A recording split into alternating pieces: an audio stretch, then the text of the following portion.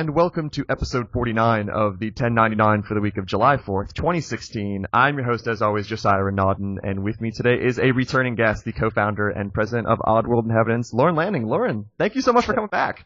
Hey, thanks for having me on, Josiah. It's great to be here. Absolutely. I mean, how anything for Jacksonville. Representing Florida over here. We're in two very hot states. It's actually currently 100 degrees out right now, so it's been a nightmare. I just got back from Las Vegas, which was like 110 all week, and then I come right back to Florida, which has been 100. So I feel like I am doing life wrong right now. Like I really need to figure out where I should actually live. What was the humidity in Florida? What did you live? I'm 90%.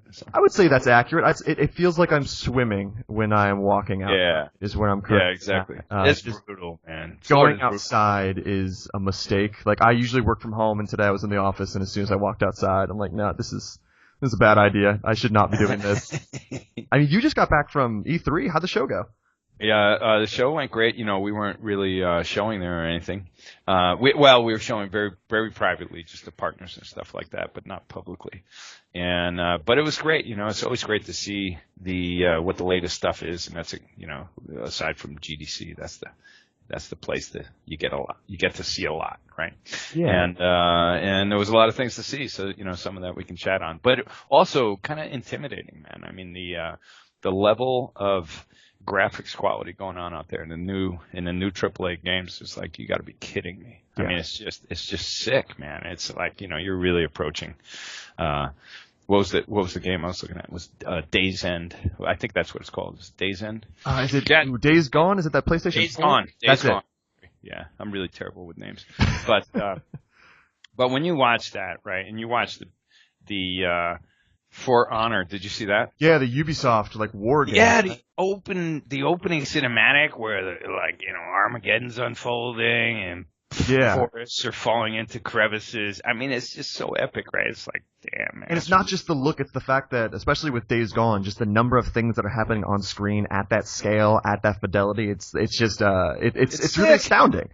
Yeah, you watch it over and over, and you're like, oh my god, man, we're in deep trouble. Intimidating graphics here. Make no mistake, it's not an easy thing to when you look at as indie guys, this is basically what's going to be grabbing a lot of attention, and it gets your release dates, things like that. I mean, you're at a different price point, a slightly different audience, but when something's really grand and really magnificent, I mean, it steals a lot of oxygen from the from it can potentially steal a lot of air from your title. A lot of wind at the sails. And so it's like I said, it's intimidating. I admit it. I'm like, wow, look at these guys. Look what they're doing. And it was a little bit more of a AAA focused show this year. You think about that Sony press conference, the PlayStation Showcase was kind of just AAA game after AAA game, where in 2013, when you were on stage, it was kind of this indie showcase of, here's all these small games coming to PlayStation 4. It seemed, to a certain extent, like a shift. I think that's true, and again, like, I'm going to comment based on my assumptions, right? Not necessarily insider information or something, but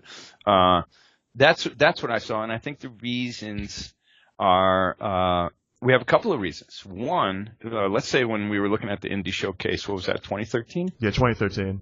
Now we're in 2016, right? So 3 years ago, there was yet to be a winner, and there was yet to be a release of the new consoles, right? And so a big thing was indie self-publishing. And so the gamers had a lot of concern in this area, and the game makers had, particularly indie devs that had the possibility of self-publishing, and this is a big concern. And I think that was a huge driving factor that Sony predicted right for this console generation, and the management at Microsoft at the time predicted wrong. Mm-hmm. So Microsoft was trying to go forward with basically legacy policies that weren't at all indie friendly, really, And then Sony saw the writing on the wall, and they were like, this is going to be really important. Self-publishing, more self-publishing, ease of use of self-publishing, ease of use of selling, people sharing games. A lot of these different concepts that they predicted correct, and Microsoft had a hard time with, sort of a slow start with. And now that battle is won, right? PlayStation, I think the number is PlayStation 40 million install base, Xbox One 30. So so one is in the lead, but it's, both have a pretty good market share.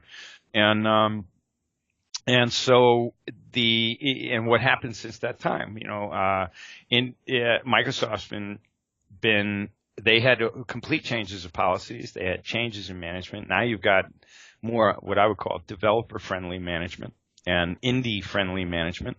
And so they really adjusted, in my opinion, properly for the better of everyone, the players and developers and themselves.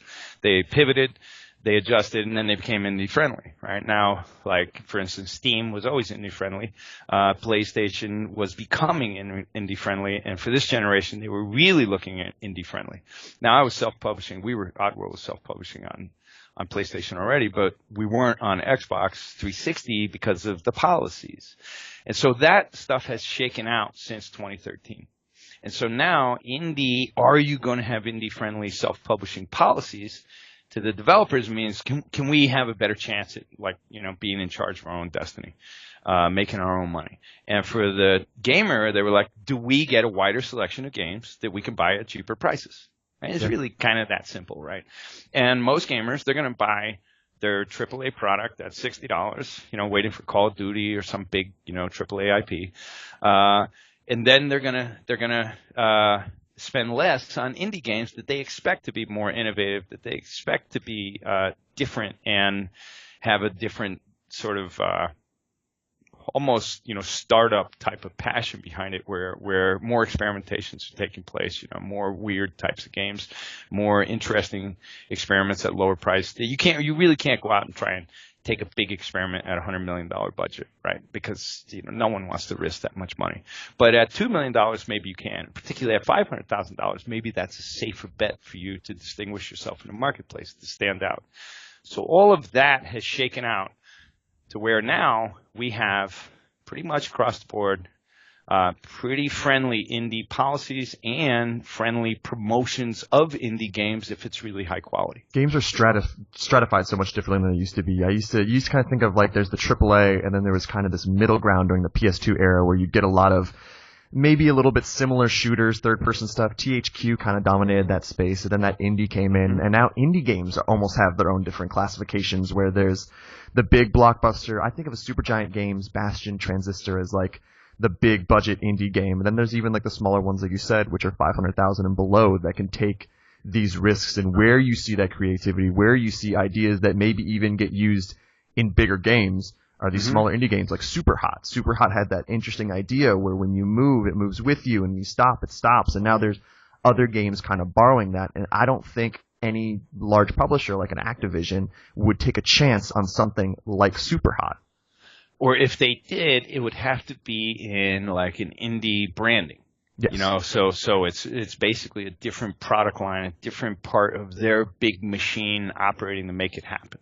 Like this was supposed to be what back in the day, what let's say EA Partners was supposed to be. It was like, well, we're supposed to be friendlier.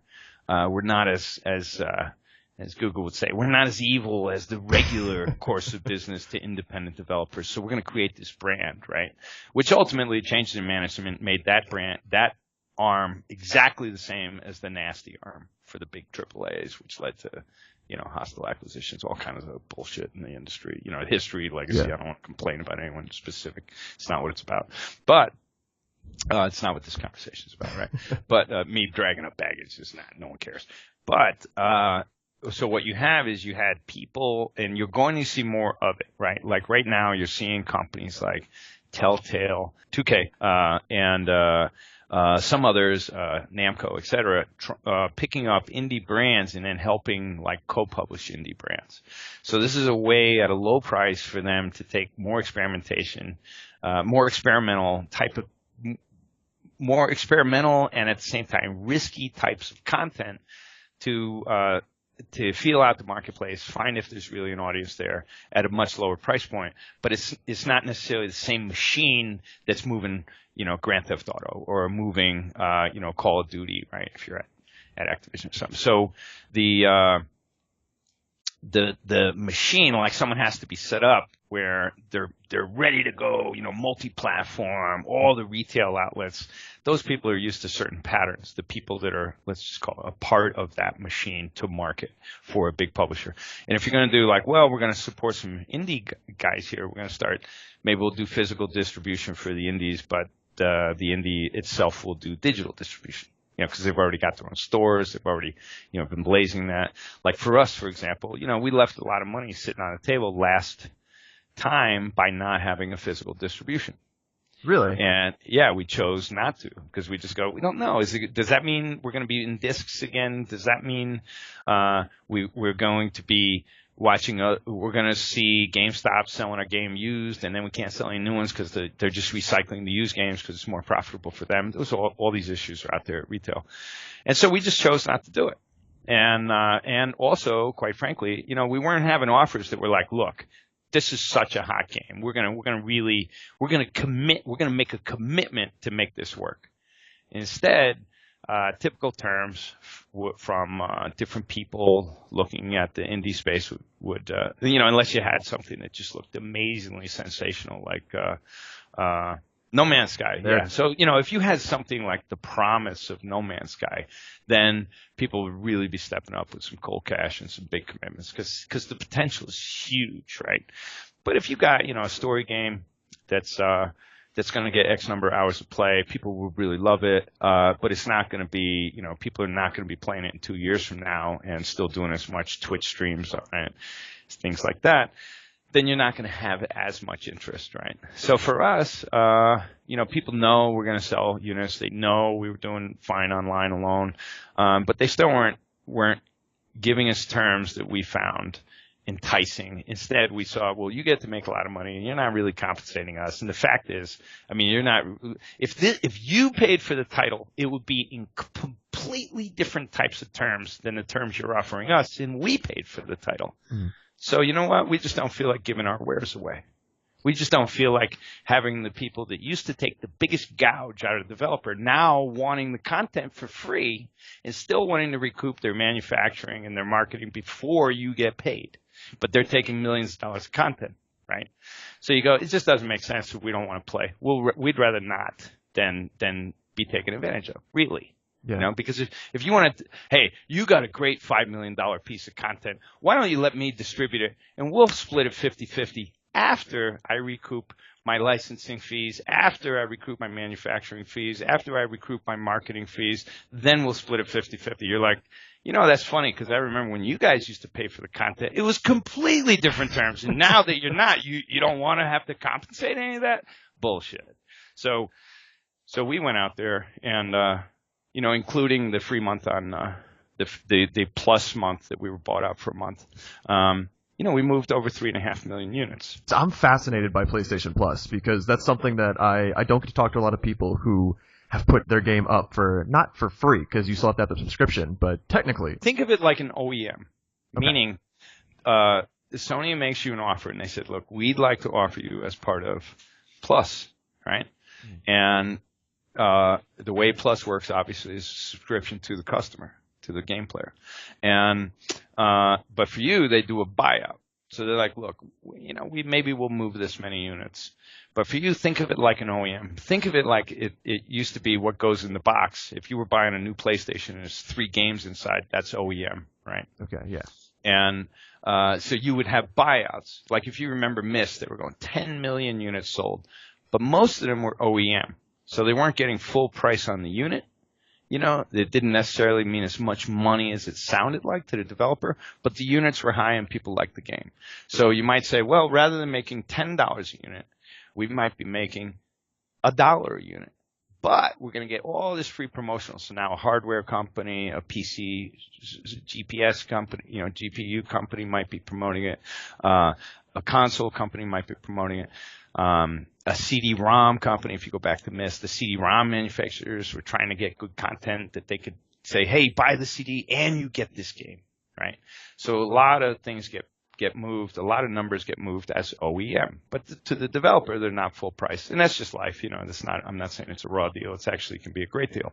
So for us, we didn't have a new title, which is, New and Tasty was our freshest title to come on the marketplace in a while. The others were more true, HD upgrade or something, or just bringing a title to a new platform. But New and Tasty was like, this was really, we rebuilt the game with 21st century technology, but we really did it from the ground up. There was no cheesing it and just switching texture maps. I mean, we really built a new game, but it was built on the old game.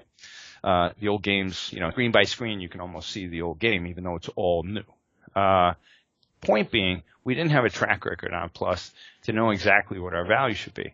So we made a deal, and we feel good about, that deal in hindsight. But, admittedly, a couple million units were moved through that deal. So, price point, we weren't making the same per unit as much as we're selling, straight off the store at physical price. But you do it for marketing exposure. You do it to make it easy for people who aren't familiar with your brand to get familiar with your brand. Like Oddworld's not the game. Case in point, Oddworld's the type of game like you might not be shopping for that kind of game next month. Someone will be shopping for shooters next month. They will be shopping for racing games next month. They will be aiming and planning to buy the latest sports game of soccer or football next month, basketball. They already have a pattern. They know they're going to buy a certain game. When you're in a less mainstream genre, and I would classify Oddworld as a more of a boutique type of product. I mean, I think it can have huge sales, but it needs to be promoted to get huge sales. And the reason is because you don't already have it in your mind, I'm going to go buy a game like Oddworld next month, right? I mean, you'd have to be aware of it. You'd be like, whoa, I wasn't expecting to buy a game like Oddworld next month. You're not looking for Firewatch. It just comes onto your radar and you're like, whoa, that looks interesting. But you weren't planning on buying a Firewatch-like game next year. You know what I mean? Absolutely. So when you get to, consumer player purchase patterns, how they anticipate spending their money, you need promotions. So those OEM type deals or free plus month to the customer is a way to get more people committed to maybe your brand, and then maybe you can make up for it next time. You go, okay, now we have a track record on Plus. Now we have this. Now we have that. And I'm not sure that we'll be on Plus in the next game. There has to be fascinating to kind of see what putting New and Tasty on Plus does do for Soulstorm. Because like you said, Oddworld is a game that maybe you're not always looking for from month to month, but just about everyone who has Plus will just immediately download the new stuff no matter what. They're just going to have it on their console no matter what. And you're exposing way more people than you could have otherwise to this thing. So do you think this will have a significant sales impact on Soulstorm when it comes out, even if it doesn't come out on Plus? Yeah, I do. And I'm thinking, I'm actually talking to Sony about how do we notify the audience that it might not be on Plus at all, ever. Yeah. Or at least for 24 months or something. That has to be a challenge because some people wait. Some people see an indie game and say, I'll get that when it's free. Well, and so, so there's different types of people, right? You could have what I call your Walmart shopper. And your Walmart shopper is the one who bought the game, and then they saw it was on Plus 3 months later, and then they feel ripped off because someone else, they could have gotten the game cheaper. Not that there was not totally fair value for the game, but that's your Walmart shopper mentality. Yeah. I got screwed because someone had it sale more next week. Who gives a shit that these people spent 3 years of their fucking lives wound up in hospital to actually deliver a game that you're getting at a really great price point? They're the Walmart shopper. They don't give a shit about anything but price, right? Mm-hmm. So, and then you will see them in the forums saying, they'll say, I saw that, I bought the game, but I don't really, this is the subtext, I don't give a shit about supporting the developer. I just want cheap for me. Yeah, the best deal possible. Best deal possible. That's what makes a better world. Well, you're wrong. It doesn't make a better world, okay? It doesn't. What does make a better world is you support the people who make shit that you like, that you want them to keep on making shit that you like, and you feel exchange a fair value for the experience, right? Yeah. And that usually, if you see the world that way, you're not shopping at Walmart. Because you understand the greater implications it put out every other mom and pop business. It's a negative cycle, right? So to those gamers, I'm not interested in those gamers. If you go, oh well, fuck it, I heard Lorne Lanning say the same thing, and he said he's not interested in people who just want best price, even if they can give the developer nothing, they'll be totally happy. I go, yeah, that's right. Yeah, I don't give a shit about you either. Yeah. Really? Why should I give a shit about you? You don't give a shit about us. Right. Well, it's the thing where you were talking about No Man's Sky earlier. When that was announced as a $60 release, a physical release, people were going insane because they assume, oh, it's, you know, a quote unquote indie game. It should be at this $15 to $20 price point. But you think about what that team is making, and you're like, how is that not worth $60 when your Call of Duty that lasts 5 hours in terms of the story campaign is also $60? It's this idea of value is so skewed and it's all over the place, and I think it's that same issue where people don't know how much it takes to make a game in terms of, you know, mental capacity or budget. Yeah, it's not easy. You know, I mean, there's all kinds of, you can watch interviews, people talk about how much they work. You know, I got Bell's palsy on the last production. That's how much I ran myself into the ground on both sides of my face, one after the other. So it was like people are actually, you know, I was going in the hospital thinking maybe it's a stroke. And that's what it took to pull it out. I was working 15 hours a day for a year.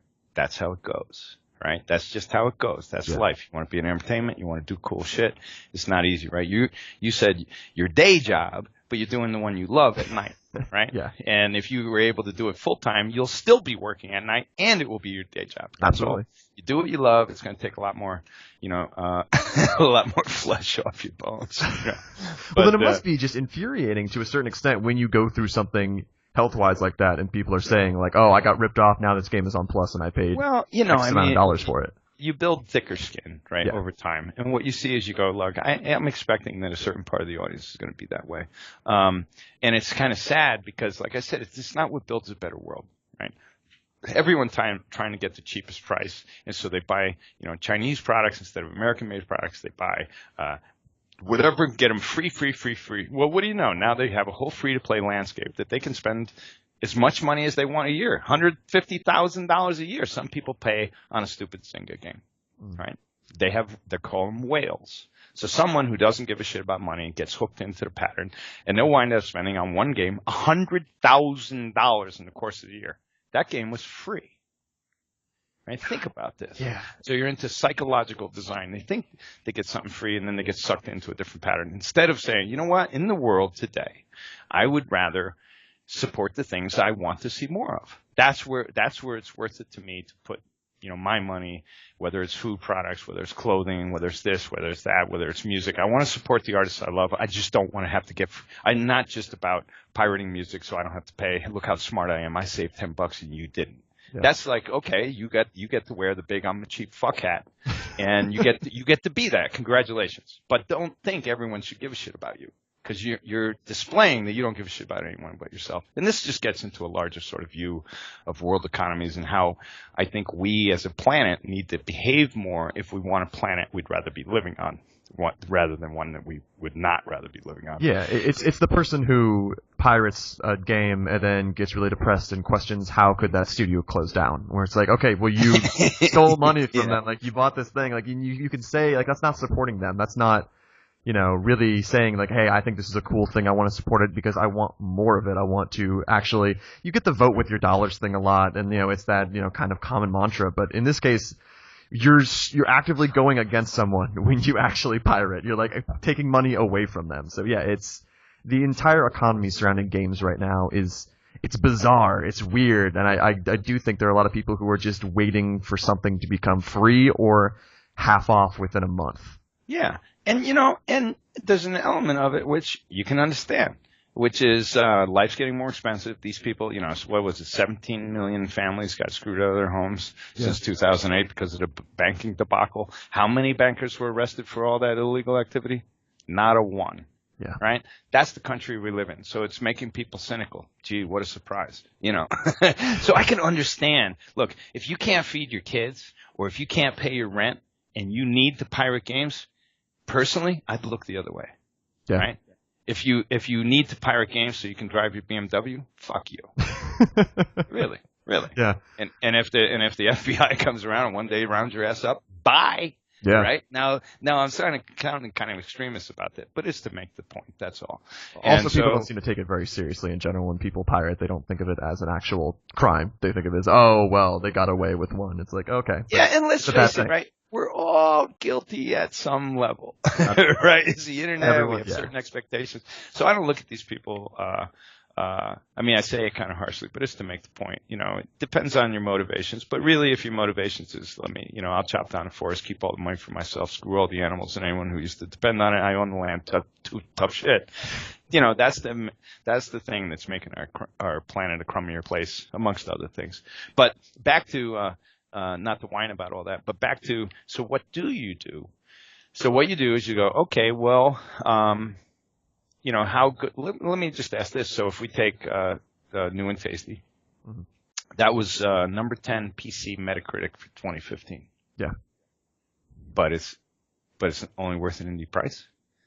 See, that Metacritic review wasn't based on the price point. It was based on the quality of the game. Mm-hmm. Right?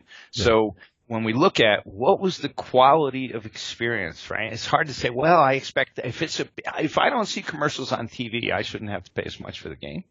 You know, so there's all kinds of pricing philosophies and shaking out to still be had. You know, one of the things that was an achievement that we did was we were like, look, at the number of games we can plan on selling, you know, conservatively projecting, can we bear a higher price point? Now, at the 1995, we're competing against companies that are spending under $1 million to produce their title. We're spending over $5 million, right? So that puts us in a category where we're like with Sony, look, we're bringing a high quality experience.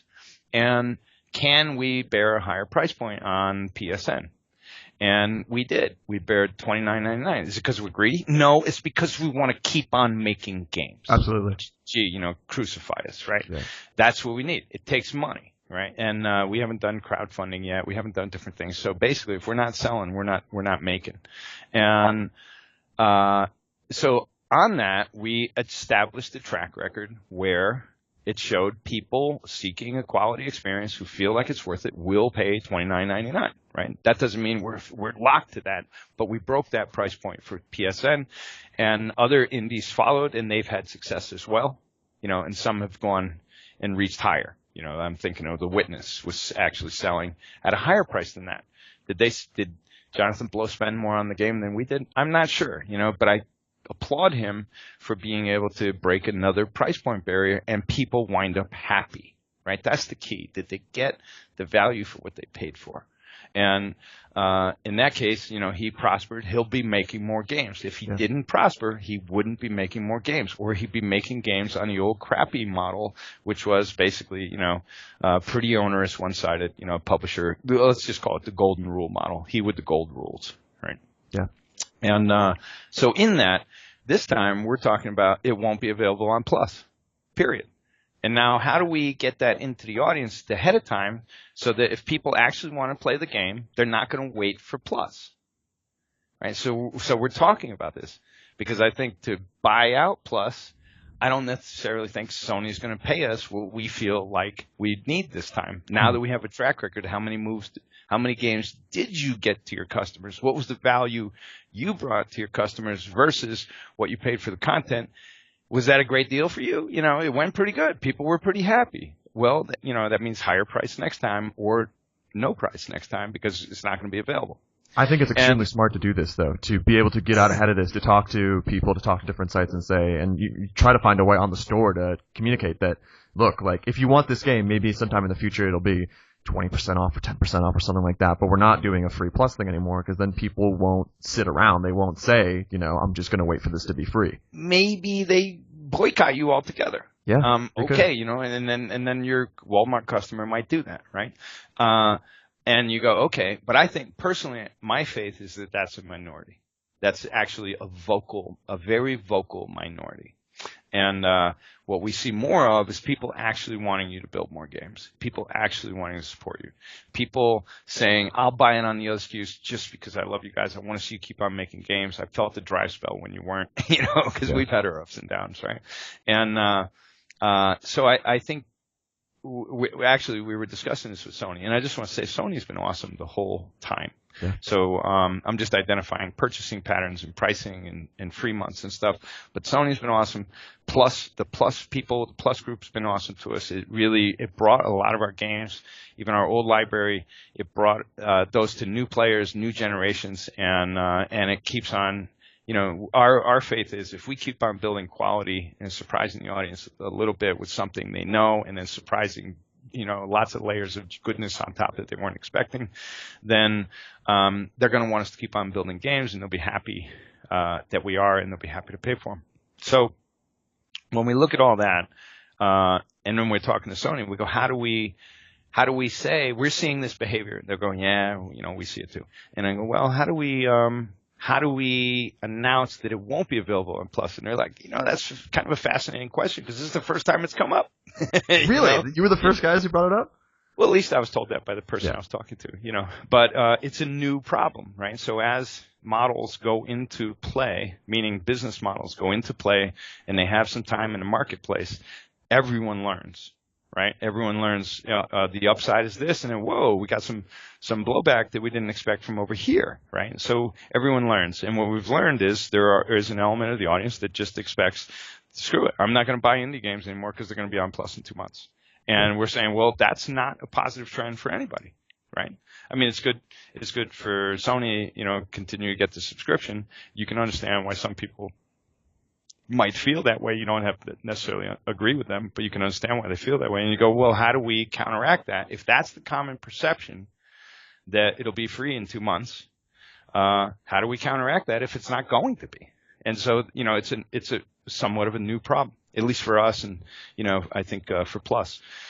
So, you know, we're still a year-ish out from release, so TBD, right? A lot of these things still to be determined. But I don't have any illusions of thinking we're such hot shit that Sony's just going to roll out a red carpet of money, you know, to have a free month. If they did, we'd give it. But I don't think they would. I don't necessarily think they should, you know. So just in all fairness, you know, it's something that we got to figure out. But I will say, you know, Sony's our best-selling network, so you know, we don't plan on rocking that boat. Right? Yeah. We want to keep on nurturing it, and you know, Xbox has been great for us too, and so has Steam. So and you know, sales is a reality. Everyone is tending to wait from the sales unless they really want to support you. Unless, you know, and so I'm not giving any criticism on that. I'm in the same camp, you know. If it's a developer that I'm like, these guys, I mean, this is how I feel about Double Fine. There's some other developers. I'm like, these guys need all they can get to keep on making the unique thing that they do, and so I'm going to pay full price, right? Yeah. On other stuff, I was like, well, I'm mildly interested in this game, but I'll wait till it's on sale. You know, but if I'm passionate about the company, about what they do, about their philosophies, I want to pay full price. For instance, I've crowdfunded quite a number of titles, and I've never picked up the title yet. It was really about supporting. I haven't picked up one title from crowdfunding. It's just about giving the money and showing. It really that, is. You should make this, and we don't want I did.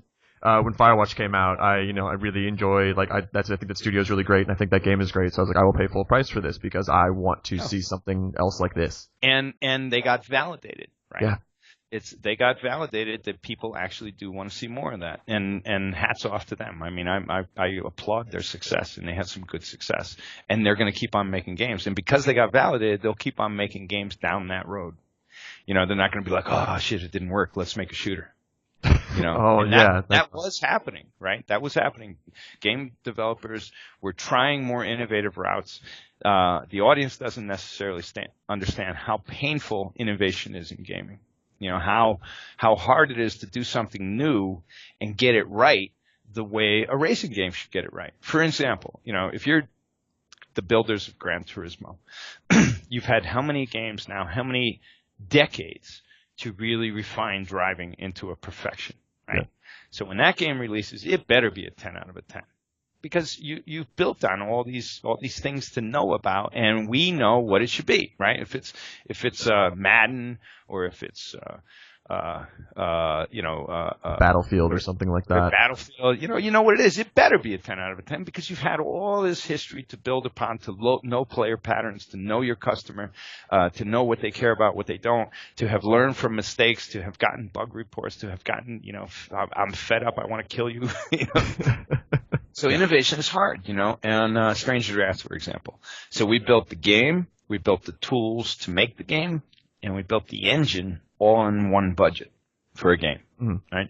And we went out and competed with games that were 4 or 5 times the price and slaughtered their Metacritic, right? Yeah. But it was brutal because we had not yet had a game where really it was doing every piece of ammo was having AI.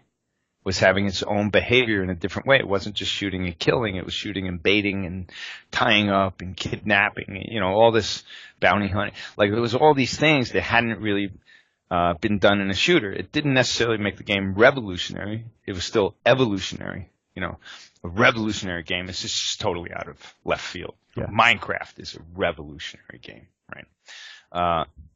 But in doing that, it was really hard. It was hard to get it to play well because you're dealing with mechanics you haven't played before. And oftentimes what happens is you just don't have the time and money experiment to get it really good. And then it goes to the reviewers, and the reviewers are reviewing it like it's Battlefield. So there should be a different leniency for people that are taking chances with new. We did great, meaning it worked for us, but I'm saying it wasn't easy, and we really committed to that quality bar. And but when I watch a lot of games, I'm like, this has promise, but they'll probably get it right on iteration 3 by the 3rd game. Yeah. And if the industry helps support and understand how difficult it is for them to achieve what they're going after, and that if you like where they're going, support them, because they're going to need that support if they're ever going to have a version 2. And when they do see that support, then they're able to evolve on it, and with time, it should get better and better and better, right? Let's just take Firewatch, right? Yeah. With time, their next iteration, I'm sure they're addressing some of the latency issues that people complained about, right? Mm-hmm. But for them to achieve it in Unity in the first place was a big achievement. It was a big gain. So anyway, innovation is hard. You usually can't get it right the first time.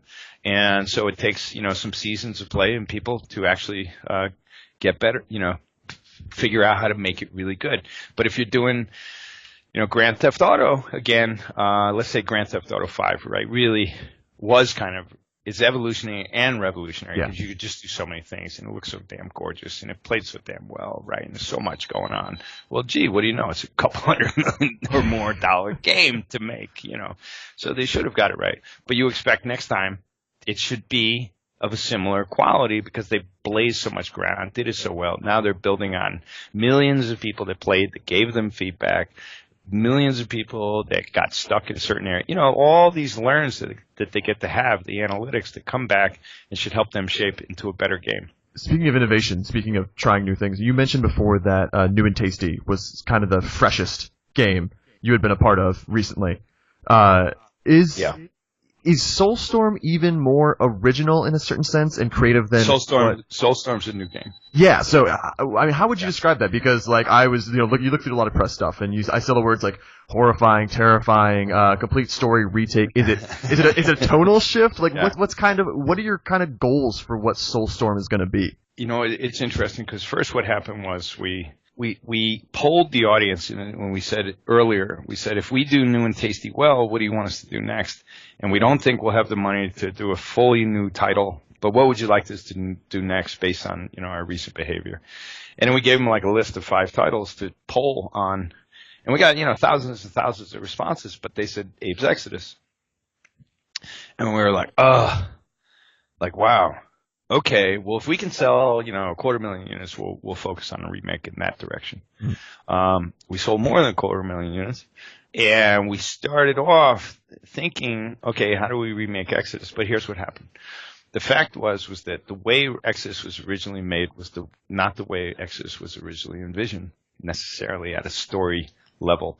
There was this brew was supposed to be an active part of the game, and a flammable brew. And That was, I'll just say, I don't want to say a lot more on it, but that was supposed to be an integral part of the evolution of play in that side-scrolling platform universe that we created. Yeah. And in reality, we had to do it in like 9 months. So we did a bigger game than Odyssey, and instead of taking 3.5 years, we had to deliver it in 9 months. That was business conditions. That was publisher needs. Shit happens. That was the legacy. It had to be exhausting too in 9 months. Jeez. Yeah. It was a killer. It was a killer. And we were sprinting from the beginning to the end, and I don't like what it does to certain people. It burns them out. Different people have different priorities in life. They should, like raising their kids, maybe. Yeah, that seems important. And, kind of important. And so, no one should really have to work those types of conditions. But there we were, survive and try and do a great job or just quit. I mean, those are kind of your choices in those circumstances. Game development's hard. You hear all the horror stories and stuff. Yeah. But so we looked at it and I go, I don't want to tell the Abe's Exodus story again because Abe's Exodus wasn't the story I wanted to tell. And I think about it like a film director first, and maybe that sounds weird being a game designer, but I think about it in terms of story arc, character evolution, and where's this whole property going. And I was like, wow, well, if we look at Exodus as an inspiration, like we look at the story as I liked the idea of shutting down Soulstorm Brewery. I liked the idea of what was supposed to be happening at a meta level. But the implementation is to just I feel like its time has passed. Mm-hmm. And with New and Tasty, I felt like Odyssey was kind of like a fable that was appropriate to leave it intact the way it was, this lyrical, poetic, contained piece, kind of like a Dr. Seuss story. It's a story, it's lyrical. Don't change green eggs and ham, right? Yeah. Like, please don't mess with it. But if you want to bring us a new version in CG, cool. But it better be green eggs and ham, like, I don't want to hear a new rhyme there. I know the lyrics, right? So for what we did was we got started on how to approach it, where we use Exodus as a story inspiration. And from that, beyond that, it's all new. And it's a new game. Now that's getting us in a little bit of trouble, because it's like shit, time and energy and new technology to build. And we're building on top of the Abe's the new and tasty technology. Now we're in physically based rendering. I mean, the image qualities, it's up. I think there's a lot of surprises with what's coming. We hope to have some announcements fairly soon. Yeah, I mean, you've been releasing some screenshots, and it looks amazing. Like, it looks... Have we released screenshots? There's like some little... Not screenshots of the game, more of Abe himself. Yeah, that was just Abe, right? So far, we've only teased that's Abe's new resolution. And we were teasing kind of where this is going, and it's way more intense and sort of shocking of a game, but it's still really dark humor. I mean, it's just really out of hand. There's something that makes it almost darker when it's at that high of a fidelity for a character like him. There's something when I saw it, I'm like, oh, this is like what this is really supposed to be. Like, it's another level of that. Well, thank you. And what we were doing was we were like, okay, if I showed you, and at some point we will, when we do like a developer diary or something, when we show you what Abe looked like as a gray model in New and Tasty versus what he looks like now, which is the images we released. It's like, oh my God. But you have to look at it as we were looking at it. If we say, well, we need to res him up and he needs to be more Abe than Abe. Right? So before I feel like we were dealing with sort of a symbol of Abe, and now I feel like we're actually nurturing the life form of Abe. Yeah. That we wanted to really increase that resolution, really increase that believability, because we want the emotional performance to be more heavy. Yeah. Right? And that doesn't mean the humor's gone. It doesn't mean we're not total wise asses of how we unfold play, because we are, and that just got a lot worse. I can guarantee. Yeah, it wouldn't be Oddworld without that. It's going to be messed up, man. But it's way more emergent in what it does this time. Now people can be like, man, he's talking shit, but he's not saying anything. Well, I'm not. I'm waiting because hopefully we make a little bit of, we need to we have to be strategic, because let me put it this way, back to the independent developers, begging plea out there, please understand what we're dealing with. We don't have advertising budgets. Yeah. So what we have to do is, we got onto the stage at the Indie Showcase in 2013 with Sony. We got invited to be on the stage. We need stuff like that. We have to build games that are cutting through enough so that so that the stores that sell these games, even if it's Android and iTunes, iPhone, right, iOS, even if it's Android or Apple, those stores, they are going to promote the top quality content for free to their audience, because they need to show that there's cool stuff here, right? We are able to surf that need and give them something. If you look at our games, everywhere they're 4.5 stars. Yeah. Right? And so we rely on that. If we did a 3.5 star level game, we're not going to get the generosity of the networks promoting us for free. And that's how it has to be, because like other indies, we don't have an advertising budget. Right? So we have to really strategically, if we're going to make a big announcement, we can't have blown it early, or we might not get support from bigger entities, and we really need that support for exposure. That word of mouth exposure too, which is so massive for an indie game, where, if, like you said, if it's a 3-star quality, people are like, oh, you can skip it. And again, that mentality of I'll get it when it's free. But when it's a Firewatch, Gone Home, Bastion 5-star thing, people are like, no, you need to experience this. It becomes such a, everyone's talking about it on Twitter, everyone's talking about it just on different sites, where you're like, I need to be a part of this conversation. Yes. And case in point, when Stranger's Wrath released, which we had a lot of trauma around and a lot of bitterness around with the publisher relationship, it's all been over talked about. But when it released, my friends, co-designers, owners of other developers didn't even know the game released. God. Right? So that's how you get buried. That's how you get eclipsed. That's how you can get screwed.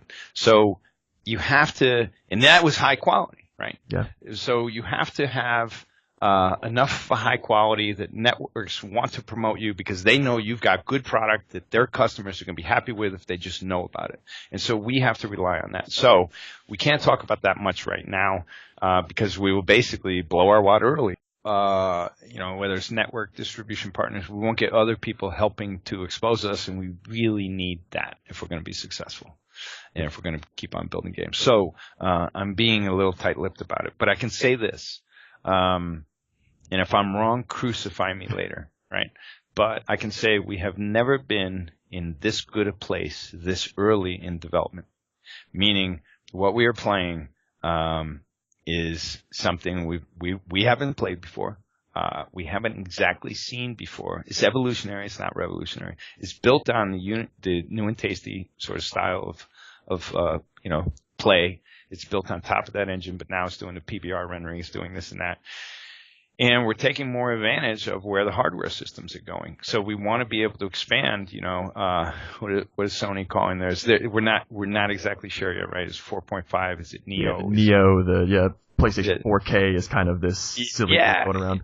Maybe it is, I don't know. But what we, and this is going to lead, you opened with these questions talking about, you were asking me earlier, we'll talk about some of where we think that hardware cycle is going and what's going on.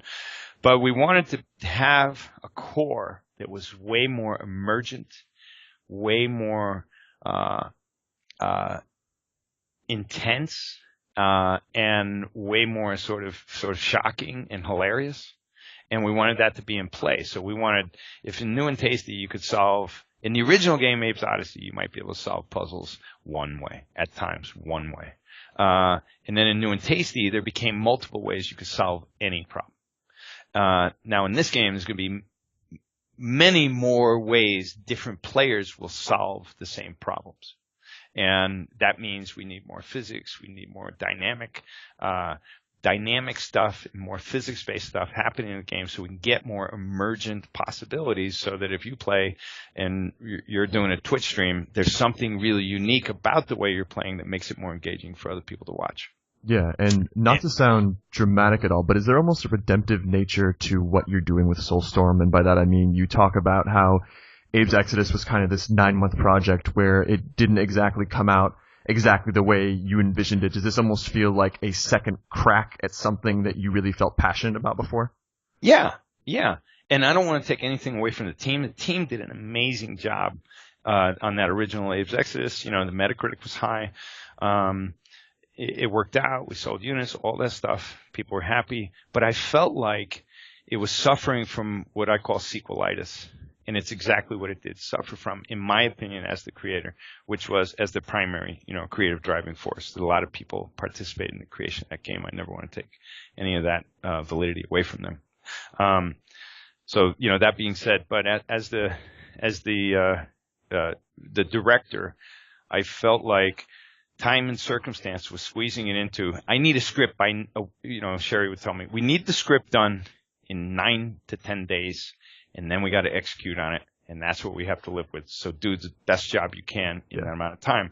And that's not how you get the best script, right? You get the best script of like, shit, someone's been cooking a long time, and they learn this and that, and they go back to it, and all these iterations, and finally you get something, that's The Godfather, right? You're just like, wow, man, what a script, And so what I call sequelitis, which is rarely is the story as good as the original, particularly in movies, because the deadline becomes more important than a great story, right?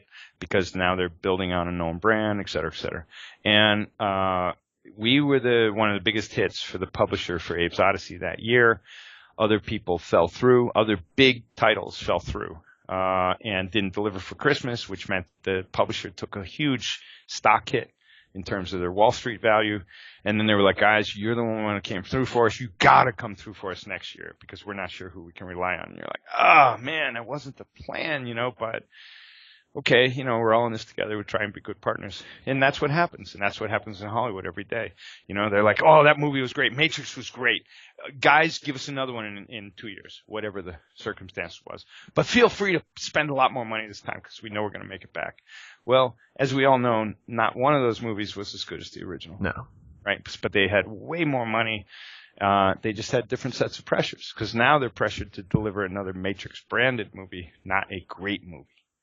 And so they're trying to make it great, but time, is how great can the script be by Saturday? That's the one we're going to go with. And some studios just need that amount of time. You look at Inside, which just came out from Playdead, who made Limbo. Like Limbo took 5-6 years, and then they were given another 5-6 years to make this thing. And from everything I've heard, it's amazing. It steps beyond Limbo because certain studios, if something great took 6 years and you want another one, you're not going to do that in 2 years and make it just as good. There's a reason it took that long. There's a certain level of patience you have to have with a project like that. Yeah. So, hats off to them. If they can continue to operate that way. I mean, I thought Limbo was really it was basically Ori before, right? Yeah. Is it Ori? Is that Ori and the Blind Forest, I think. Yeah. It was really like the earlier version of Ori, both of which were just basically masterful artistic works of interactive experience. And they were gorgeous. I mean, I felt that way about both. I always wanted to make a black and white game because, it's just like filmmakers always want to make a black and white film because there's something about the stark, beautiful, noirish quality that you can get, the lighting you can get, that color just makes it more difficult. It doesn't have that sort of this yes, it feels dated, but there's something really, photographers always love black and white photography more than color. It's just a common thing amongst designers and painters and photographers and cinematographers, things like that, directors. They wish they could make black. So you saw, Francis Ford Coppola making Rumblefish. Yeah. If you remember that, with Mickey Rourke and those guys. Or the other one he did in black and white, what was about the kids, Ralph. Oh God. Macchio, I want to say the Lost Boys, but we're all over the place with names today. It's hard. Yeah. I don't remember. But another one, he shot it in 1980s. He shot it in black and white. It happens occasionally, Yeah. But my point is they were both masterful works of passions of love, and the audience that loved them got that and wants to support that and wants to see more. So I'm sure the new one, the predecessor to Limbo, will be really. I look forward to seeing it. I haven't seen it yet. Yeah, it just came out today, I think. I also look forward to. Is Cuphead out yet? No, I was actually just going to bring out, because you're talking about kind of old school looks. Like Cuphead is almost out. Cuphead, they added a lot of like platforming and I don't know if combat's the right word, but they showed more of the game part of Cuphead, which looks fine. But it's just the look of it that is.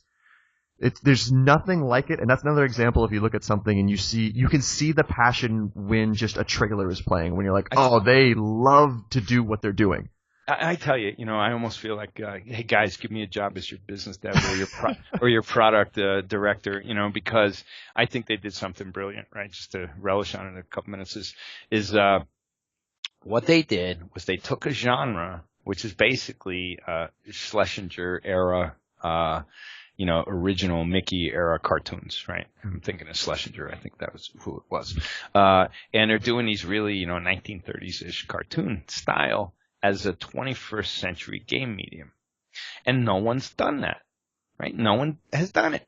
And when you saw it, you go, holy shit, that feels like those old cartoons, but man, as a game, holy shit. It's shocking how much it looks like that. Like, it's not even, like, there's sometimes you could say like, oh, it's kind of a cheap representation. Like, no, this looks just identical to something like that. Yeah, and actually it's better, but it's true to the style, right? So it's actually, it's clear resolution. You don't have all these artifacts running. You don't have, varying frame rates that used to happen back in the day because projectors weren't at constant speeds. All these little things. And so it took an old style and it revitalized it. But what it really did for them, and this is where I hope they go with it, I hope what they did is they see themselves as having created a new genre. And that new genre, let's call it antique animation meets high-tech gameplay. Yeah. Let's call it that, right? And so in the antique genre that they just did, that's, focusing on this old animation style, now they could own that sector. If they just stay as a brand, I'm not saying the whole development studio needs to stick to this, but as a brand, if they just go, you know what, there's going to be a new Cuphead styled game coming, every year or two from us, you'd be like, wow,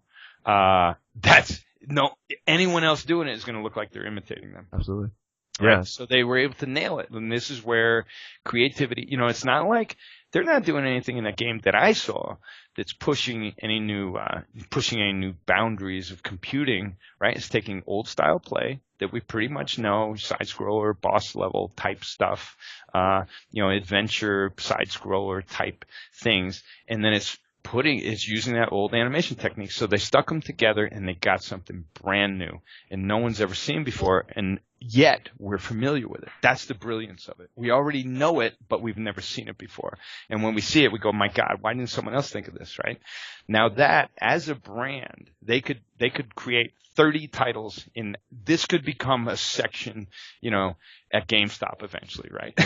Yeah. You should work for this team. You are selling this game better than anyone I've heard sell this game before. Well, it's how I look at it as an IP creator. I'm like, wow, are you guys aware of what you really touched on here? And hopefully, we get to see them push it in directions that really just continues to get exciting in this like classically antique way. Yeah, and it's when it's paired with that familiar, like you said, the platforming. You look at something like Fez, which is, it seems like a normal platformer, but suddenly you can shift the entire world and the orientation of it, and now there's these puzzle elements you're layering on top. But because it has that base that's familiar, people are more willing to give it a try because they think it's something that they know. I can't wait. I completely agree. I can't wait to play it. I hope it plays really well. It happens to me occasionally. I see some games. I won't mention what they are. I think it's going to be wonderful. I play it and I go, how could you make a game this good looking and you blew it so bad on the controls? Like, what are you thinking? Which is why I don't review games, because if I did, I'd be just slaughtered as a designer. I would read a review from Lorne Lanning all day, every day. That sounds amazing. I would build so many enemies, I appreciate you saying that, but if you really knew how hostile I am as a player, I'd just be like, see, but I love that. I love there's something just fascinating to me about someone who's made games for so long, taking a game and critiquing it and, understanding of course, you don't understand exactly what they went through throughout the years of developing it, but you understand certain ideas that, as someone who, I used to review games for 6 years, I don't understand it to that depth that you do, so you'd be able to critique it in a way that I would find fascinating.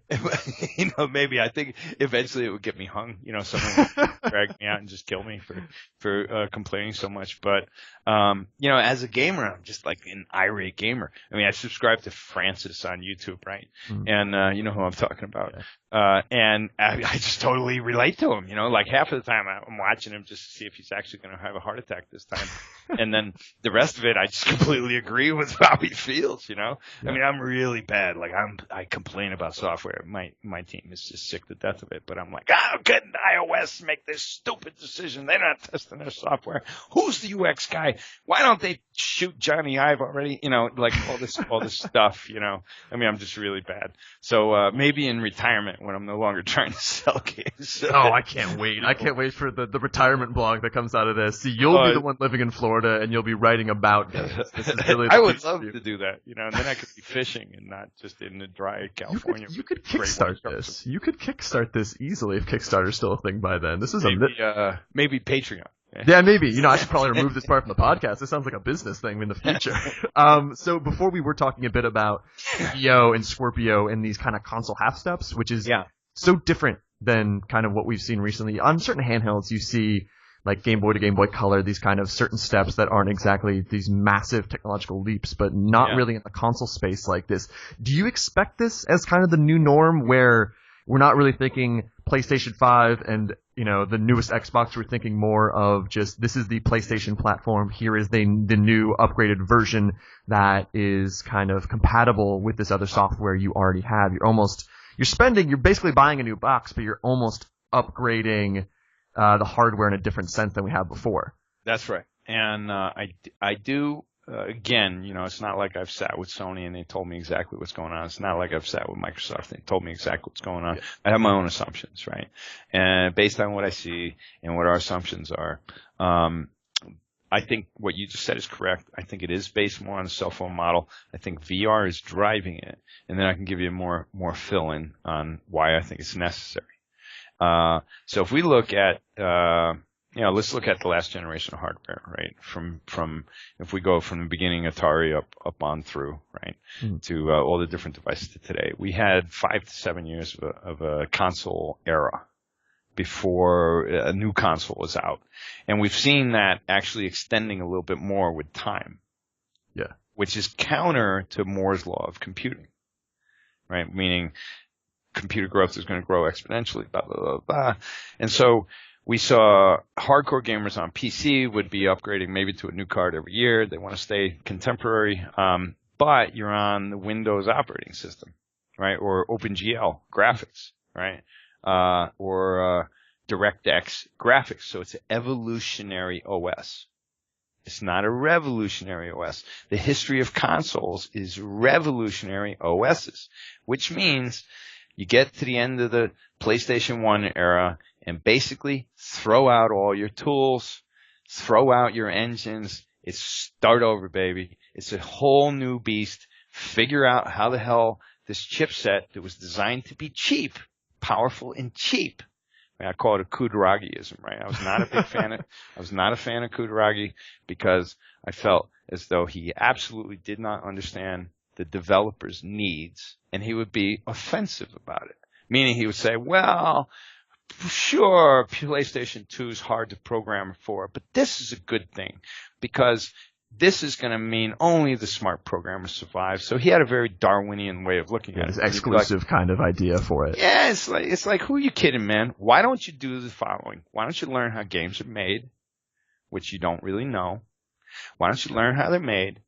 And so then you can make software that makes games more, let's not say easy, because that's an easy cop-out way to look at it, that are more fluid and can allow better experimentation, more iterations of new explorations, more risks to happen on lower budgets. And then everyone's happy. If you go in, I use the analogy of a camera for Hollywood, right?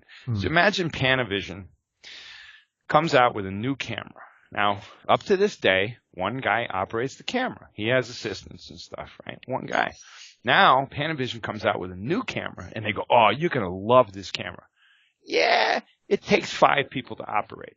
Yeah, it makes your film 4 times more expensive to produce, but you're going to love this new camera, right? Yeah. That camera would be dead before it ever hit the market. But in games, you could get away with it because you were really selling processors, right?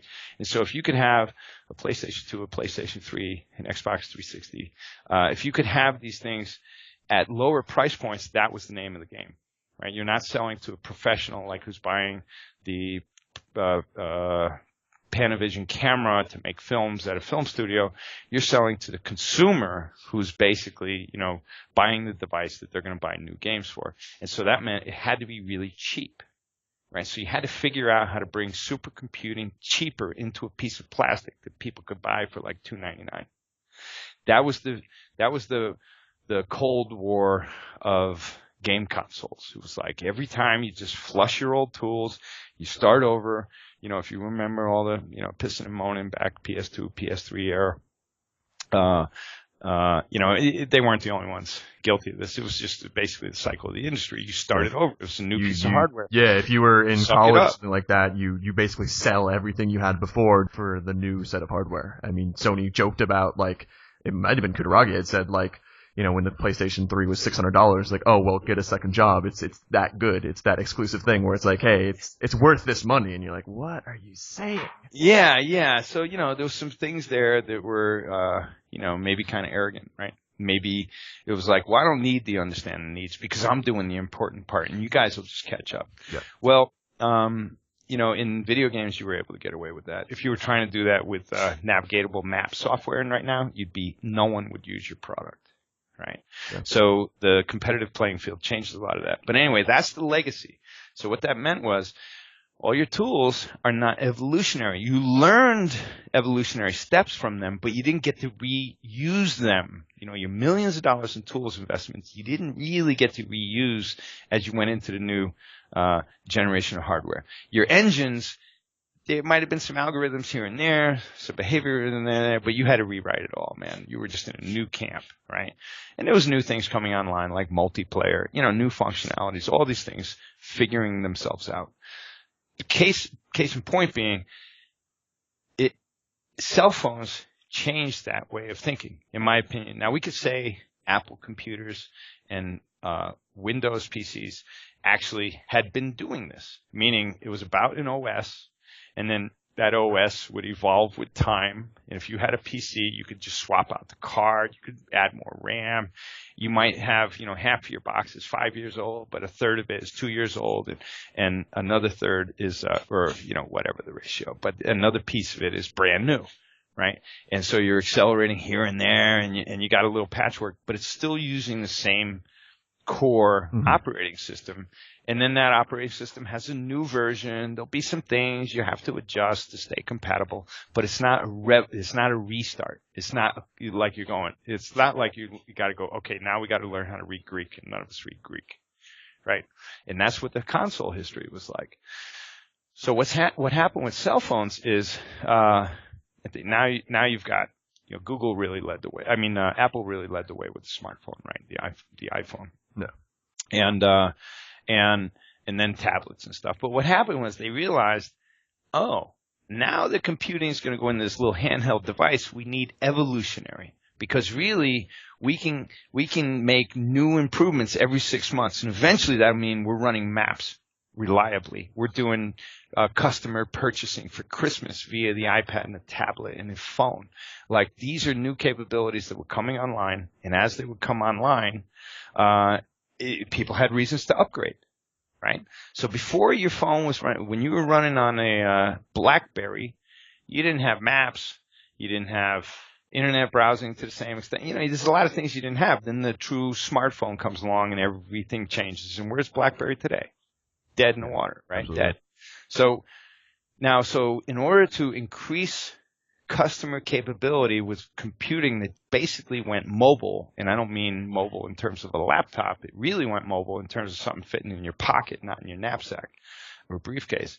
And so now they knew that we want more, we are underpowered and we want more performance coming in as quickly as possible, so we have better maps performances, we have better this performances, we have better shopping experiences through these mobile computing devices. It drove it in a way where the OS became the core, and then the hardware would evolve upon the OS, and then the OS would evolve too, right? So just think of Android. So now you can buy a whole slew of different phones from different places at different price points, but they're all on the same OS. Yeah. They all access the same stores. They all shop the web. They all run maps. And now what do they have? They have a new problem. How do we get people to want to replace their old phone? I'm still running an iPhone 5. Some people laugh at me, and I laugh back. I go, I don't need a bigger screen. I don't need faster anything. Eventually, they'll make it so it's obsolete. If I want to upgrade to the new OS, they're going to be like, sorry, your iPhone 5 won't do it. Eventually, I'll get screwed like that, right? Yeah, eventually, things will not run smoothly or just will not run at all. Well, you'll be forced to. But as of right now, I mean, there's no real purpose. And if you talk to Samsung, if you talk to Apple, as developers, they're looking now because if from an iPhone 5 to an iPhone 7, is there enough there that makes you want to go out and spend, $600 for your whole upgraded new phone? No, because the iPhone 5 is doing what I need. We've passed the curve of I now have GPS. I got a smartphone because of GPS. That was the main reason I got a smartphone, right? I went away from my what was it? Like Garmin or no, the other one. God. It came out of Trio. It was a Trio, right? And I loved it because it had a keyboard. So we went through all these evolutionary steps. But when I could have maps reliably and never worry about getting lost again, with all the travel that we do, that was the catalyst to make me buy it, right? And that was like an iPhone 2. And so I upgraded a couple times because shit got better, it got faster, more reliable, better reception, better data bandwidth, faster downloading speeds, all these reasons to get it. But you know what? Today, pretty good. I'm running my email, calendars, Skype. Well, Skype's still a battery hog. I delete it every time I install it. Same here. But I'm running all these other things. They function for me. So now I don't need a new one. And they recognize this because most of the audience feels that way. Most of the audience is not like, I can't wait for the new iPhone to come out because that's going to mean I can do what that you don't already do. Yeah, do everything a little bit faster, maybe, but nothing massive different where, again, when you look at PS3 to PS4, you're like, oh, well, I need this because I can't play other games on this. With the new phone, it's a little bit better. Exactly, and a little bit better. Is that worth $400 to $600 or $700, depending on how much memory and shit you're going to get in there? Not for most people. So they see this coming, right? So they need to increase why are mobile phones, going to be better and better. So they're going to increase more capabilities that use. They'll increase applications and usage that encourage people to require more performance. And that's the cycle of things. The fashion industry has to convince you that last year's clothes are not cool anymore and this year's are in and you need to buy new ones, right? It's like fashion. Sort of, that's the model we can all understand. You have clothes that work, but you got to upgrade because they guilted you into it.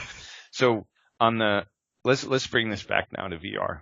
For a while, everyone was kind of hoping 3D TVs would take off because even GPU companies would tell you, they'd say, it's running pretty realistic games today on a single screen, and we can see a slowdown in card sales because people don't understand why they need new ones. But if we can run in 3D, then there's twice the amount of computing, and now we'll sell more cards. Mm. So the whole Katzenberg push of 3D TVs was being driven by, can we get people to replace their big screen? It's all the same problem. They've got a big screen. It's HD. They don't need something new. Well, can we sell them stereo? Then we can sell them a new Blu-ray deck, and we can sell them a new TV. But if we can't bring something significant to their existing experience, there's no reason for them to upgrade. Yeah. And so now VR. So VR requires so much power to do it well that we can count on the next 20 years we'll use all the cycles that come online like that, right? We'll just suck them up like that because how should it run? It should ideally run at a minimum of 90 to 120 frames per second. 120 frames per second is really pristine, right? 120 frames per second. Normal games, if they're running fast, they're running at 60. Oftentimes they're clamped at 30. There's a lot of 30 that have come out, especially on this, first set of hardware. Yeah, and every show is 30. Every television show is 30. So we're used to looking at 30, right? If you don't have a game like New and Tasty, we locked off at 30 because for different reasons, but it actually was a more solid, reliable playing experience at 30 rather than adjusting somewhere between 60 and then 45 and occasionally 38, and that just led to latency, unexpected changes in controller response to this and that. It was a better game locked at 30. But if it were a racing game, it's not going to be. Right? A racing game is going to need a lot of faster update rate. If it's Quake, it's not going to be better at 30. Yeah. Right. So we could get away with it. But now you're in VR. The best VR is going to run at 120. It requires stereo, so now you have to go 4 times the frame rate per eye. So now you're into, how many more times is this? Not a direct 8x, more computing, it's more than that. But so now you're running all that new need. And even the best examples aren't where the developers would like them to be. Yeah. So you're going to have now, for the first time in a long time, you're going to have new experiences that you just want and are thirst for more computing power. And at the same time, you're going to have screen improvements every few months. Cell is really demonstrating this, right? Lucky Palmer's first screens were basically cell phone screens. Yeah. Right? So the screen technology keeps on taking exponential leaps and getting better. My iPhone is like 2K screen. It's not HD. It's higher resolution than that. So, and now we need more and more and more. So how are you going to create a box that lasts 7 years that really demands more power now? You're not going to. Yeah, you need that upgrade.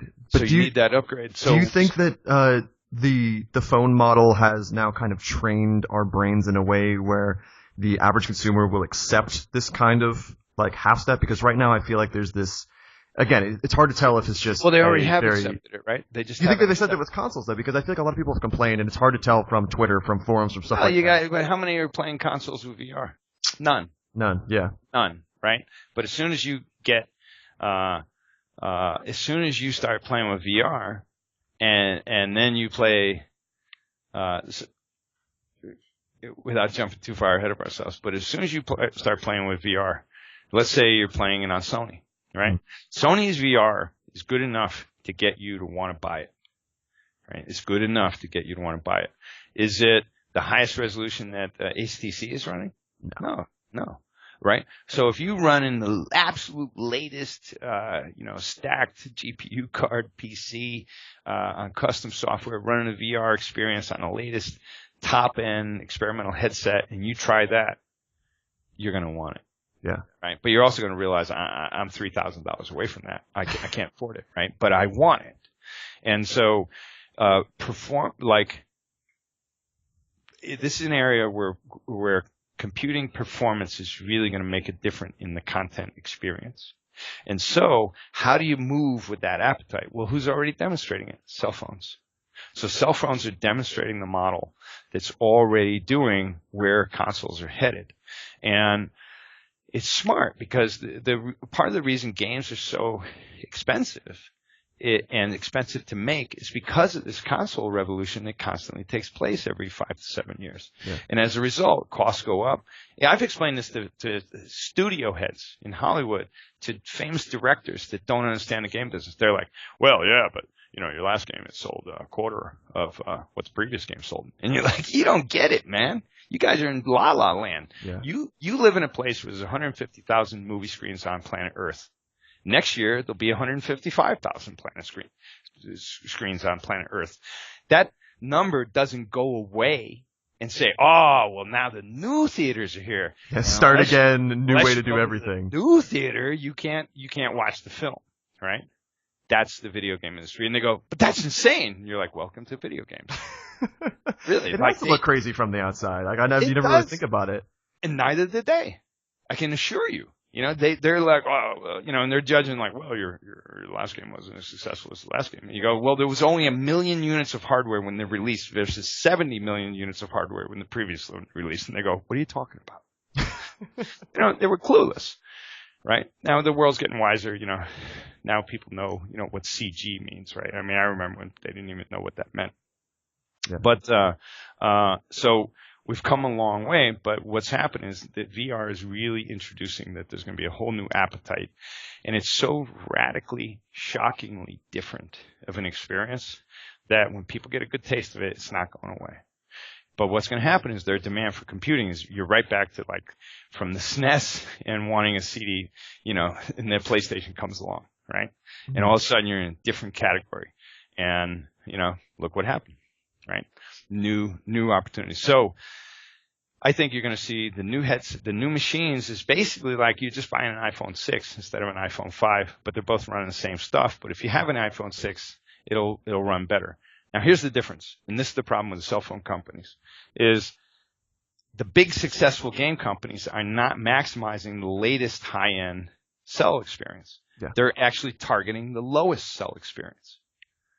Think about it. Mm-hmm. Like Angry Birds is not trying to make it run and look great on iPhone 7 that's coming. No, because it needs everyone else who still has an older phone like you to be able to actually enjoy that. So the most successful games on mobile are not pushing mobile graphics experience. So where mobile's trying to get to is they want to be a simultaneous release platform for the latest games. Now imagine that, right? And this is years ago we were all laughing at mobile as a game device. You could play checkers on it, right? But it's caught up to the point where the latest game, the latest game will basically be playing pretty good on your console and pretty good on your phone. And because the phones have been in the 6-month release cycle, they didn't wait 5 years to upgrade. And so what's happened? Their evolutionary curve has happened so much faster than the evolutionary curve of consoles. And the console makers, look, they're consumer electronics companies, right? They're not stupid. So they're very aware of this curve. And, you have enormous superpowers that have emerged in the corporate technology space, coming out of, you got Samsung, you got Google, you got other people that just, they weren't on the planet before. Yeah. And now they're titans, right? So I don't think this escapes Microsoft. I don't think it escapes Sony. I don't think it escapes Oculus, HTC, any of these guys. And I mean, Oculus said years ago, they go, look, think of it like cell phones. If you went to developer groups for Oculus, they said, think of it like cell phones. The technology is going to get better every 6 months. We're not going to try and make, now I'm ad-libbing, but we're not going to try and make 70 million of the same headset that gets a little cheaper to make after the first 3 years so we can offer cheaper price, which is the old console model, right? Hey, now you can get a PlayStation 2, but it's a little smaller and it's a little cheaper, but it's still the same thing, 2, right? Yeah.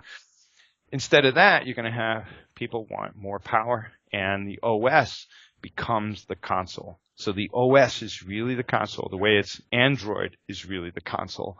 iOS is really the console. And now we have pieces of hardware that evolve with that OS and take more advantage of it, and evolve it.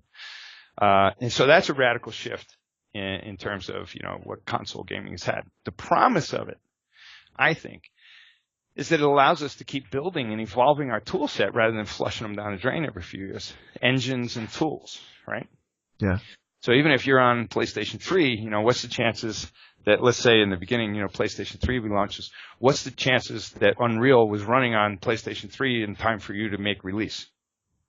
It's pretty slim, right? Because Unreal's got a lot of work to do because they got to make it work on PlayStation 3 too. Whereas if it was an evolutionary model, then there, changes some bells and whistles to optimize some new uses the same way you would with like DirectX 11 to DirectX 12 leap, right? But you're not rewriting all of DirectX. You're just adding in new capability, and then people are taking advantage of it. But it's evolutionary. Windows is evolutionary, well, except for tech. But let's ignore that. But even if it is evolutionary, you're not flushing everything else away. As a developer, is there going to be a challenge knowing that, let's just use PlayStation 4 and 4.5, let's use that terminology now, where you are now designing with 4 in mind, because like the phone, you don't want to leave 4 behind. You don't want to make the new Oddworld game, like ideal for 4, PlayStation 4.5 and leave everyone else behind. Are you kind of developing? Well, you think about capabilities at your core. So we'd say, well, are we running dynamic simulation that we can turn up the dial on if we have more power?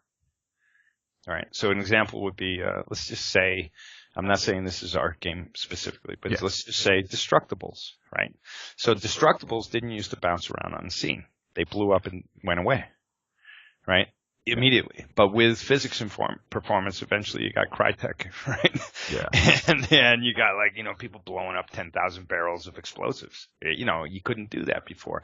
It's just scaling, right? And now those barrels are bouncing down hills and hitting players and all kinds of crazy stuff emerges. So you have a more emergent sense of play because you're actually doing more of a simulation rather than a pre-canned effect. So if we go back into gaming and we look at old, Abe's Odyssey as a bitmap game, it was all pre-canned effects. You might have had something bouncing in a physicsy way. We actually didn't. But you may have, I'm thinking of games like The Incredible Machine. Do you remember that game? Yes. Right? It was a little physics set. It was awesome. A little 2D physics set, right? So you had all kinds of emergent possibilities. You just moved shit around and you had a different machine that you were playing with. But we didn't see much of that in actual games unless that was the game. Meaning, the game is about having a little fun chemistry set with small goals that you can unfold different ways because it's kind of emergent. There's rarely one way to do it right? So anyway, getting back to that. If you design mechanics like destructibles, combustibles, things that have dynamic effects on gameplay and involve more sort of physics and emergent behavior, emergent possibilities, then you hopefully can turn the dial. So let's say, on PlayStation 4, we're able to turn that dial to 8. But on Neo, we're going to be able to turn that dial to 11. Yeah. Right? And on the next generation, we can turn that dial to 15. Right? So you're building on something that you are trying to look at and you go, how do we show how to take advantage of that new hardware and what can we do in our game so that if that new hardware comes out before or after we do, is there ways that we can update and dial some of the switches so that if you buy that new hardware and you buy our game, you'll get something more special out of it. Yeah. Right. So we're going to see a lot of developers having to think more like this to see why, if you bought a higher power system, that it's actually going to deliver you a higher powered game, even though that game runs on a lesser iPhone. Do you think we talked about being the norm. Do you think after, let's say, Neo comes out early next year, do you think the next step is, well, now we're going to go to a PlayStation 5, or do you think it's just going to continue to be, and now here's the next version of PlayStation 4? Do you think this is going to be something that eventually they're going to have to take the next step and really modernize a different way, or can we continue down this trend where we just keep iterating every 3-4 years? Well, it'll be faster than that. It'll probably be every 6 months or so. Really? You think so? At least for headsets, yeah. Okay. Wow. Yeah. And that's not based, again, it's not based on insider information. Yeah, no, it's absolutely.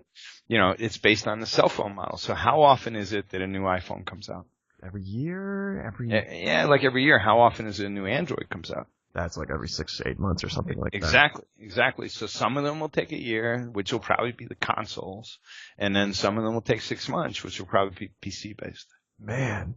I mean, yeah, it's just such a drastic, again, we have been kind of mentally trained in that way to understand how phones work, but with just how consoles have been, it'll be interesting to see how that response happens at the start. Are people going to push back and say, I just bought this thing? Or are they going to be like, well, I want the new thing? That's the history of computing. Yeah. Right? Everyone used to tell me, I don't want to buy a new computer because eventually it'll be obsolete. I'm like, you think what you got now isn't going to be obsolete in a couple of years? This is, they've got us, right? That's the thing. Yeah, they do have us. And Moore's law is like, if you want more power, you got to upgrade. And that's just a way of things. We don't like it. I'm holding on my iPhone 5. Maybe I'll hold on to it till they either deny the ability to, they did this to me, I think, on the iPhone 3. I eventually had to get a new phone because certain software wouldn't run on it anymore. The new OS wouldn't run on that old version, kill me, But, yeah, it's going this way, and it kind of has to. Well, it does have to a certain extent, but also you think about, like, just right before the PS4 and Xbox One came out, there were so many people who were questioning the desire for a new console in general, and now it seems like you said, we're going to have more consistent iteration on the console. Do you think? And I think let's just also note, I think PS4 was the fastest trajectory of them selling a console. Oh yeah, it blew up. Yeah, like in ways that no one could have really predicted. And when I watched those games, and when I watched the policies, and then like look at now, you just said at E3 earlier, you had mentioned at E3 we were looking at all AAA. And not so much indie games. Yeah. Well, because now what are they doing? They're going to be pushing. So the indie battle has kind of been won. Indies carved out their space where they can have basically democratic terms, equal terms to be able to bring games directly to their audience using networks that are built by consoles. I know you can't say too much more about Soulstorm, not to change gears too much from VR, but when do you think we can expect more on that? Because again, it's really exciting to hear you talk about this game in the way that you have, because you seem to be, when you're enthusiastic about something, that's always great to hear, and I'm happy that it's not this 9-month sprint where people are kind of crunching to a point where you're not getting the result you want. It seems like you said, you're at a great place. So, so this year this time we'll have a 12-month sprint. Exactly, it's way better. But what's the feeling on when we're going to see more? Within 6 months, we should have a pretty significant announcement. Right. So before, let's say in the fall, and in the fall we'll have an announcement, and then we'll be showing where we're at. And I think we're ahead of where most people think we would be. I mean, we were at E3 and we're showing partners. We're showing. When I say partners, I mean network partners. We're showing, Asian territories, European territories, different console makers, and all of them are like, you're way ahead of where we thought you would be, like that's a great thing to hear. Like, holy shit. Yeah. And we're like, great. You really feel like holy shit? And they're like, yeah, holy shit. And then we're like, okay, great. Then we're on the right track. But we are further ahead. We are on way more stable technology. We did. We've learned a lot in 20 plus years of making games, right? So we've learned a lot, and even though we're switching studios, we went from Jaw in UK, bless them. We had, we helped finance the studio to get through making games with us, to become what they are. But we had such a mountain to haul on this one that we had to bring it closer to home. So we're working with Fremont in Quebec City. Yeah. They're excited to work with us. And they're doing a great job. There's a lot of learning there, but we're able to bring a lot of knowledge to sort of, mutually get what we each want, and everyone wants to evolve themselves. So that's really synergistic. And we have a really ambitious. We feel like we need to be out in 2017. We can't let that go into 2018. This is too long, so we need to make that happen. We've got an ambitious target, but on the code base, on a game design level base, on the story base, we're excited about what's there. And so while it's inspired, Soulstorm Brew is a key. That's why this one's called Soulstorm. It's a key to the inspiration, but it's an all new game. And it's Oddworld in a way we haven't quite played before, but it builds on exactly what we played in New and Tasty, meaning, it's the tried and true platformer. It does some things, but we're doing more dynamic emergent stuff that gives it a lot more ways to play. We're stressing more of how Abe wants you to play. For Oddworld fans, it's like Abe wants you to get through this experience without killing anyone. Yeah. Not even the bad guys. Right? Wow. And then we're going to give you the ability to kill everyone. So we have a whole gauntlet in between of possibilities, and different ones way heavier on the soul. So, Yeah, it sounds great. Again, it's exciting to hear something like this news coming from you guys. Last important question. Yes. Are you still doing a lot of voice work for the game? Oh, absolutely. That's our model. I mean, not me doing voices, but trying to get, I'm doing voices. Michael Bross is doing voices. We'll see how many other people are doing voices. There's some YouTubers doing voices. Oh man. So some, fans that are like, we offered them the ability to get in there and have some fun with us. We did that last time with the audience itself. We had fans, supply voices, and then we went through it all. But it was such a hard process, just vetting, managing that hundreds and hundreds of submissions, managing it is just like, man, it's just too much, It was too much work for us. But it was fun to see the fans participate. They got in the game. They got free games out of it, But I always looked at it like Jim Henson, which is all those voices in the Muppets. Mm-hmm. They were the puppeteers. Yeah. So if you were going to be the animator, you had to do the voice. So being a puppeteer meant more than just operating the action. You had to actually play out the character. Yeah, you had to be that character as well as, actually animate and do you're kind of doing the entire thing for it. Exactly. And so, Oddworld was kind of very much inspired by Jim Henson. And others, but Mel Blanc, and I was like, well, they didn't go around and hire Brad Pitt to do the voice, When I watch Brad Pitt doing an animated movie, it just doesn't resonate for me. Bruce Willis being a raccoon. I hear Bruce Willis. That's the huge issue. It's like, oh no, you are Jack Black. You're not some, guinea pig in this movie. Like, it doesn't work. Yeah, Pixar does it better because. I look at or South Park even does it better. I remember watching a South Park episode one time, and in the episode there was a dog, and the dog occasionally went woof, woof, woof, right? And then you get to the end and you read the credits. It's who's the biggest movie star today? Oh, jeez. Dwayne "The Rock" Johnson. No, the one who came from the medical show on TV. Oh God. Jasmine, help me out here. Who's the came from medical TV series and then became George Clooney? Oh, geez. Okay, yeah. Sorry to bother you. I keep bothering Jasmine. I like it. But so he as you read the credit, the woof was brought to you by George Clooney. Woof, woof. I mean, I love shit like that. That's amazing. Looney Tunes, Mel Blanc was like mind-blowing voice artist. He could do anything. He did Daffy Duck and Bugs Bunny and Yosemite Sam. All those were one guy, right? Amazing stuff. And then I watched DreamWorks start making animated movies. Well, let me say, so Pixar, you still have these characters that would come from the animation group. I think, his name's slipping me right now. Gee, what a surprise. But he did I'm watching you. And Mark Silvestri. And he was, an animator, right? And he's doing one of the coolest voices in the movie. I'm watching you. Yeah, and sometimes you'll find that talent within instead of reaching for someone who's known. Yeah. And even, if you go with someone, if I was going with someone who's known, I'd be like, look, if it's not a character, if it's you, no. I'll do you as a character. Yeah. You got to give me a character like Mel Blanc or something like that, And to which Brad Pitt would say, piss off. And to which I'd say, I can't afford you anyway. So, what's the point? But yeah, so we like to try and have fun with the voices. We oftentimes get into part of the reason is if you deal with the scripts, you're all doing predictive assumptions. You predict that the script is right. But when you actually play the game, it might not. It might have to change.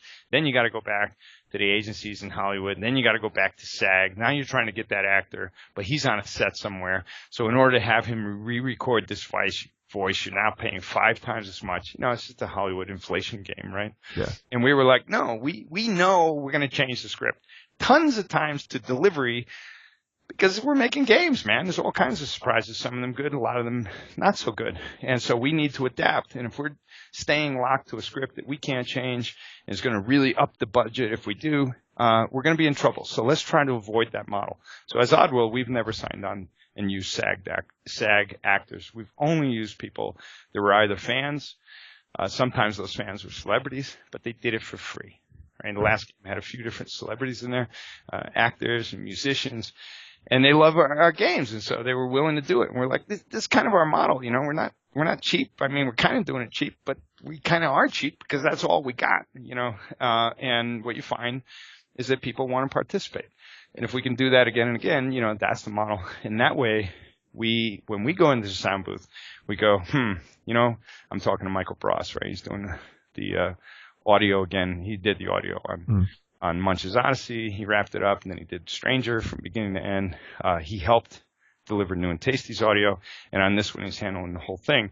But he does a lot of voices, so he does town folks in Stranger. He does Moot Dawkins And he's great with voices. So he and I will get in there, we'll write something, and then we're doing it in the booth, and it's just not funny. So we just start ad-libbing until we get something that's funny. Yeah. And we can do that. And then we come back 6 months later and we go, oh shit, story changed and this changed to make this better. We got to get back in the booth, dude. You know, and then you have that freedom. We don't have to go call Brad Pitt again and be like, hey, I need to pay you double now because we need to change this. Exactly. And we don't have any illusions as to how complicated it is. But we've tried to forsake the complications for sake of, in exchange for having flexibility and being able to tune and adapt to the end. Because it is a real fuzzy science. You know, you show me a game that is designed to be a hit from paper, and I'll show you a lie. Yeah. Right. Meaning a great game is partially discovered along the way, and it adapts. And we feel all kinds of games that somehow the heart and soul is just missing. Something that just doesn't jive. And a lot of times they just executed on what the plan was. But they didn't pivot, they didn't adapt, they didn't change, they didn't go, it's just not working. Right? If you watch the outtakes to 40-year-old version, what they did was they shot the script. It was like the first thing they shot. And then they just said, just do it over and over and over till we're laughing. Right? Yeah. And so if you remember the scene where they're on the couch playing and they're like, you know how I know you're gay? Like they were doing all these jokes on each other. That was all improv. They just came. The director who was smart enough, he's like, these guys are hilarious, man. Let's just put them on the couch. They're gamers. And most of the scenes were done this way. They'd shoot the script, and then they'd shoot variations based on actors' impulses being on the scene and based on the set's reactions. Are we all laughing? If you've watched comedy writers for television series, it's like 12 writers in the room. There's not one writer. There's like 12 writers in the room, particularly comedy. And these guys they just batting around, throwing out ideas until the whole room starts laughing. They go, that's it, we're going with that one. Next. Yeah. That's probably where most great humor moments from movies, from television shows come from, is that moment where they're going back and forth, they're, moving it around, they say, oh, that's what's funny, that's what makes us all laugh here, and that was not even remotely close to what the script said. Exactly, and that's like an emergence, right? That's an emergent thing, and it's unpredictable. But what happens is you get the chemistry room and you start learning, and then it starts educating, and you find greater possibilities. It's not like someone goes, hey, man, I've been working on this joke for 2.5 years. Let me read it for you. Chances are that joke sucks. Yep. right? But, there you go. Yeah. Lorne, I could probably talk to you for like 4 hours, like every month, just to get an update on the industry and everything, but I don't want to keep you any longer. Again, I'm looking forward to hearing more about Soulstorm. It just sounds really exciting, and I'm super happy that your team is so kind of energized by it. So again, you said, was it 6 months we'll hear more about it? Within 6 months. All right. In the fall, we'll have announcements, and we'll have footage, and we'll have that stuff. All right. I would love to have you on again at some point, either when it releases, before it releases, to continue to talk about it, because again, it's a super fun thing to talk about. Hey, my pleasure. It's always fun being on, Josiah. Absolutely. Thanks again, and thanks to everyone for listening, and hopefully tune back in for the next episode of the 1099.